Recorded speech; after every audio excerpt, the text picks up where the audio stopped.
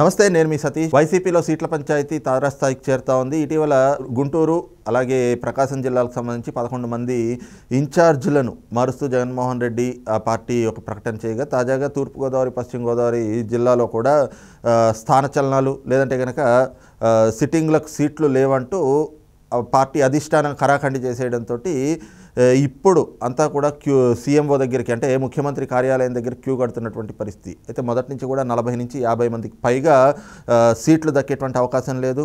మెజార్టీగా మంత్రుల నుంచి అలాగే మాజీ మంత్రులుగా ఉన్నటువంటి వాళ్ళకు కూడా సీట్లు దక్కే పరిస్థితులు లేవు అన్నటువంటి క్రమంలో ఇప్పుడు వైసీపీలో ఒక చర్చ అయితే మొదలైంది. ఇంతకాలం వాడుకొని ఇప్పుడు మమ్మల్ని వదిలేస్తున్నారు, ఇదెక్కడ న్యాయం అంటూ కూడా తిరుగుబావుట ఎగరేస్తున్నటువంటి పరిస్థితులు అయితే కనిపిస్తూ ఉన్నాయి. మరి ఈ విధమైనటువంటి పరిస్థితుల నేపథ్యంలో రేపు రాబోయేటువంటి రోజుల్లో వైసీపీ పరిస్థితులు ఏ విధంగా ఉండేటువంటి అవకాశం ఉంటుంది అనేటువంటి అంశాలు మనతో చర్చించేందుకు సీనియర్ జర్నలిస్ట్ సత్యమూర్తి గారు ఉన్నారు. సార్ నమస్కారం. నమస్తే అండి.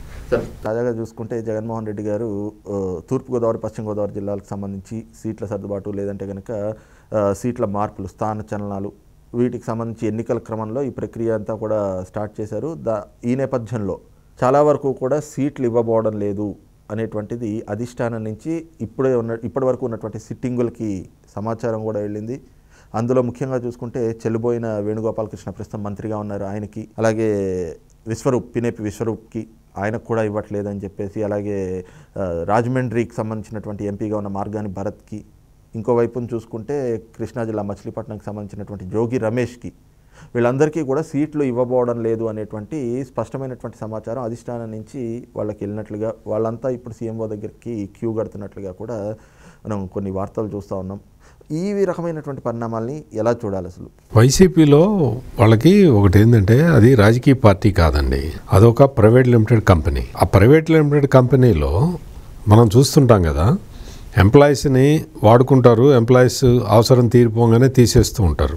అటువంటి విధానాన్ని వైఎస్ఆర్ కాంగ్రెస్ పార్టీ అమలు చేస్తున్నది. అందుకనే మనం చూస్తే వీళ్ళందరూ ఒకసారి, 2 సార్లు, 3 సార్లు గెలిచిన ఎమ్మెల్యేలు వీళ్ళ మీద వ్యతిరేకత ఉన్నది అని ముద్ర వేసేసి పక్కకు జరుపుతున్నారు. అసలు వ్యతిరేకత ఉన్నది ఎవరి మీద? జగన్మోహన్ రెడ్డి మీద, జగన్మోహన్ రెడ్డి విధానాల మీద. ఇప్పుడు ఉదాహరణకి దళితులకి శిరోముండనం చేయించారు. ఎవరు చేయించారు? ఈ ఎమ్మెల్యేలు చేయించారా? రాష్ట్ర ప్రభుత్వం చేయించింది. రాష్ట్ర ప్రభుత్వం పోలీసులను అడ్డం పెట్టుకొని రాష్ట్ర ప్రభుత్వంలో ఉన్న పెద్దలు వాళ్ళు చేయించిన కార్యక్రమాలని ఈ ఎమ్మెల్యేల మీదకి నెడుతున్నారు. ఎమ్మెల్యేలకు కూడా ఇది జరగాల్సిన పనే. ఎందుకు అంటే వాళ్ళు తాము ఒక రాజకీయ నాయకులమని మర్చిపోయి ఎలా చెబితే అలా విన్నారు. వాళ్ళ మీద ఏంటి అంటే ప్రజలకి ఎవరికి సానుభూతి ఉండదు. ఎందుకు అంటే వాళ్ళందరికీ కావాల్సిందే తగిన శాస్తి జరిగింది అన్న ఉద్దేశం అందరికీ కూడా కలుగుతుంది. ఈ మాట ఎందుకు అనాల్సి వస్తుంది అంటే, మీరు చెప్పిన ఈ పేర్లలో ముఖ్యంగా జోగి రమేష్. ఈ జోగి రమేష్ అనే అతను ఇప్పుడు ప్రస్తుతం మంత్రిగా ఉన్నాడు. అసలు అతని మాటలు వింటే అసలు అత్యంత నీచమైన భాషని వాడే వ్యక్తుల్లో ఇతను ఒకడు. ఇటువంటి వ్యక్తికి అసలు ఇప్పుడు రాజకీయంగా కొన్ని విమర్శలు చేయొచ్చు, ఎవరి మీదైనా చేయొచ్చు, తప్పు లేదు. కానీ వ్యక్తిగతంగా కూడా ఈ దాడులు చేయడం, జోగి రమేష్ అనే వ్యక్తి తెలుగుదేశం పార్టీ కార్యాలయం మీద, ప్రధాన కార్యాలయం మీద దాడి చేసిన వ్యక్తి. అప్పట్లో ఎమ్మెల్యేగా ఉన్నాడు, ఆ తర్వాత మంత్రి అయ్యాడు. దాడి చేసిన తర్వాత ప్రమోషన్ ఇచ్చారు. అంటే నేను చెప్పే పాయింట్ ఏంటి అంటే, వీళ్ళందరూ కూడా రాజకీయ నాయకుల్లాగా కాకుండా ఒక వీధి గుండాల్లాగా ప్రవర్తించటం వల్ల మొత్తం సమాజం మొత్తం వీళ్ళని అసహించుకుంటున్నది. జగన్మోహన్ రెడ్డి ఏమనుకుంటున్నాడంటే, వీళ్ళందరినీ తీసేయటం వల్ల మళ్ళీ తనని ప్రజలు గెలిపిస్తారు అని అనుకుంటున్నాడు. అంతకుముందర మీరు గమనించే ఉంటారు, చంద్రబాబు నాయుడిని అరెస్ట్ చేస్తే తెలుగుదేశం పార్టీ అదృశ్యం అయిపోతుంది అనుకున్నాడు. తెలుగుదేశం పార్టీ యాక్టివిటీస్ అన్నీ ఆగిపోతాయి, దానివల్ల మనకి రాజకీయంగా మేలు జరుగుతుంది, ఎలక్షన్ టైం వరకు అసలు చంద్రబాబు నాయుడు జైలు నుంచి బయటికి రాకుండా ఉండేలాగా additional advocate general Ponnavolu Sudhakar Reddy తోటి ట్రై చేశాడు. అది కుదరలేదు. ఆయన బెయిల్ మీద బయటకు వచ్చాడు. అదేవిధంగా ప్రతిదీ కూడా అంటే డిస్ట్రక్టివ్ పాలిటిక్స్కి కేంద్ర బిందువుగా జగన్మోహన్ రెడ్డి ఉంటున్నాడు. ఏదైనా అభివృద్ధి కార్యక్రమం చేయమని ఎవరైనా అడిగితే వాళ్ళని బ్లాక్ లిస్ట్లో పెట్టడం, వాళ్ళని వేధించటం. ఇదేంటమ్మా ఇట్లా నువ్వు చేస్తున్నావు, ఇట్లా చేయకూడదు, ఇట్లా తప్పు, దీనివల్ల రాష్ట్ర భవిష్యత్తు దెబ్బతింటుంది అని ఎవరన్నా పెద్ద మనిషి తరహాలో చెబితే వాళ్ళ మీద పోలీసులు కేసులు పెట్టడం, వాళ్ళ మీద దౌర్జన్యం చేయటం, ఈ విధమైన అరాచక పాలనని తీసుకొచ్చింది ఎవరు అంటే ఈ ఎమ్మెల్యేలు అందుకు సహకరించి ఉండొచ్చు, కానీ మొత్తం చేసింది మాత్రం జగన్మోహన్ రెడ్డి ప్రభుత్వం. ఆ విషయాన్ని మర్చిపోయి ఆయన ఏం చేస్తున్నాడు అంటే ఒక్కొక్కళ్ళని సెలెక్ట్ చేసి తీసేస్తున్నారు. ఇప్పుడు మీరు చెప్పిన పేర్లలో పినిపే విశ్వరూప్, అతను కాంగ్రెస్ పార్టీలోనే ఒక పెద్ద నాయకుడు. అటువంటి లీడర్కి పినిపే విశ్వరూపు ఆయనకి అక్కడ చేసిన ఇదేంటి తప్పేంటి అంటే అక్కడున్న ఎంపీ ఉంది, ఆ ఎంపీకి ఈయనకి పడలేదు. దాంతో ఇద్దరు కూడా ఘర్షణ వైఖరి అవలంబించారు. ఇప్పుడు ఏం చేశారు, ఎంపీని తీసుకొచ్చి ఎమ్మెల్యేగా పెట్టారు. విశ్వరూప్కి టికెట్ లేదని చెప్పారు. విశ్వరూప్ ఇప్పుడు ఎక్కడికి పోవాలి? అతను వచ్చిందే కాంగ్రెస్ పార్టీ నుంచి, ఏదో జగన్ మీద అభిమానంతో వైఎస్ఆర్ కాంగ్రెస్ పార్టీలో చేరాడు. పినిపే విశ్వరూప్ని ఇంకా తెలుగుదేశం తీసుకునే పరిస్థితి లేదు, అదేవిధంగా జనసేనలోకి వెళ్లే పరిస్థితి లేదు. ఇప్పుడు పినిపే విశ్వరూపు రాజకీయ భవిష్యత్తు క్లోజ్ అయిపోయింది. అంటే ఈ ఉదాహరణని మనం చెప్పుకోవాలి ఖచ్చితంగా. ఎందుకు అంటే ఈ విధంగా ఒక పద్ధతి పాడు లేకుండా ప్రవర్తించిన రాజకీయ నాయకులందరూ కూడా వాళ్ళ రాజకీయ జీవితాలు జగన్ చేతిలో ముగియబోతున్నాయి. మనం 2-3 రోజుల నుంచి కూడా మనం చర్చించుకుంటున్నాం. నగరి ఎమ్మెల్యే ప్రస్తుత పర్యాటక మంత్రి రోజాకి టికెట్ లేదు అని చెప్పేశారు. రోజా ఏం చేయాలి ఇప్పుడు? రోజా ఉన్నంత కాలం తెలుగుదేశం పార్టీ వాళ్ళని అత్యంత నీచంగా తిట్టింది, జనసేన వాళ్ళని అత్యంత నీచంగా తిట్టింది. ఇప్పుడు మిగిలిన పార్టీల్లో డోర్స్ క్లోజ్, అక్కడేమో నువ్వు టికెట్ ఇవ్వట్లేదు.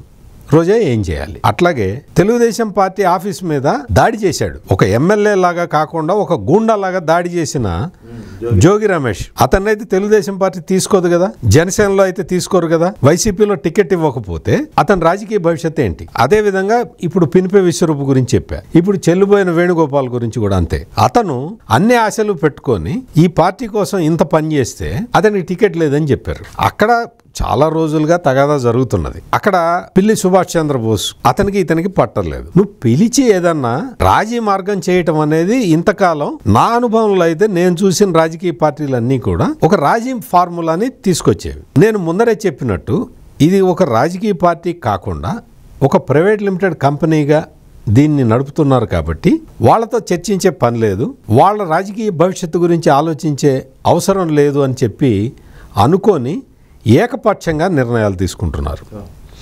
ఈ విషయాన్ని అసలు అది పొలిటికల్ పార్టీ కాదయ్యా, అందులో ప్రజాస్వామ్య పోకడలు లేవయ్యా అని ఎవరన్నా మీలాంటి వాళ్ళు నాలాంటి వాళ్ళు చెబితే ఇప్పటి వరకు వీళ్ళే ఖండించారు.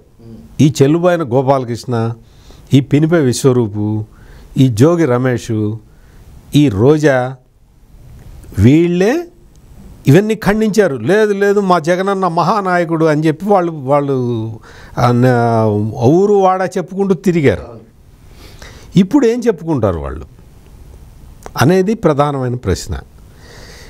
రాష్ట్రంలో ఎట్లా ఉన్నది అంటే రోజా అయినా, పినిపే విశ్వరూప్ అయినా, లేకపోతే జోగి రమేష్ అయినా, లేకపోతే చెల్లిపోయిన వేణుగోపాలకృష్ణ అయినా, ఎవరైనా సరే వాళ్ళ ప్లేసులో బ్రహ్మదేవుణ్ణి తీసుకొచ్చి బ్రహ్మ రుద్ర వీళ్ళ ప్లేసులో బ్రహ్మ రుద్రాది దేవతల్ని తీసుకొచ్చి పెట్టినా కానీ వైఎస్ఆర్ కాంగ్రెస్ పార్టీ టికెట్ మీద పోటీ చేస్తే వాళ్ళకి ఓటేసే పరిస్థితి లేదు. ఎందుకు లేదు అంటే ఈ వ్యతిరేకత అంతా ఎమ్మెల్యేల మీద కాదు. ఇప్పుడు జోగి రమేష్ వచ్చి తెలుగుదేశం ఆఫీస్ మీద దాడి చేశాడు.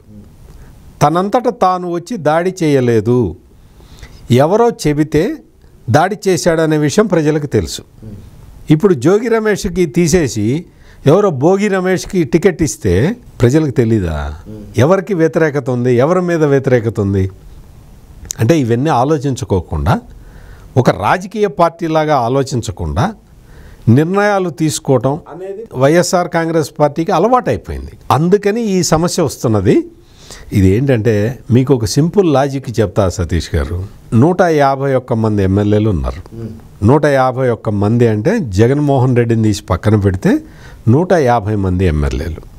150 మంది ఎమ్మెల్యేల్లో మీరు 60 అన్నారు, నేను 90 అంటున్నా. 90 మందిని మార్చబోతున్నాడు.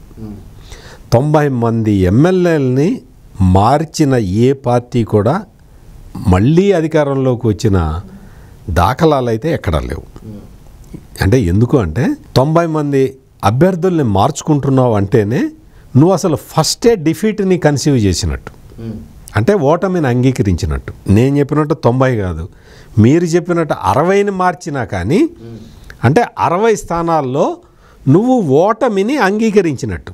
అంటే నువ్వే ఓటమిని అంగీకరిస్తే ప్రజలు నీకు ఓటు ఎట్లా వేస్తారు? నీకే ధైర్యం ఉంటే నువ్వు ఈ 151 మంది ఇదే 151 మందితోటి మళ్ళీ రంగంలో దిగాలి. నువ్వు వైనాట్ 175 అంటున్నావు కదా, వైనాట్ 175ని ఈ 150 మందిని పెట్టుకొని సాధించు.